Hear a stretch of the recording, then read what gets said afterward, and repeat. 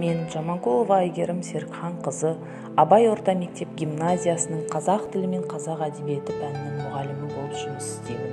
2 қазан 1988 жылы Алматы облысы Жамбыл ауданы Үңгіртас ауылында дүниеге келдім. 2006 жылы Алматы облысы Қарасай ауданы Бекболат ауылындағы 1 май орта мектебін оқып бітірдім.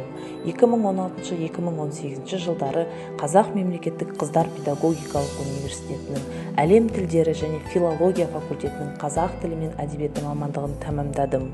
Білім осынау шексіз ғаламды, қоршаған дүниені танудың кілті, ал тіл сол білімді меңгерудің құралы.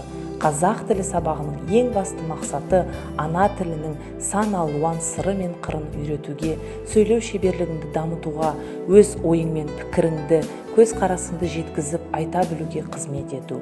Ал қазақ әдебиеті қазақ халқының ғасырлар қойнауынан ұрпақтан ұрпаққа жеткен рухани, мәдени мұрасы, сөз өнерінің асыл қазынасы. Мен осы мамандығымды мақтан тұтамын. Өйткені мен қазақ тілі мен қазақ әдебиетін сүйіп оқимын.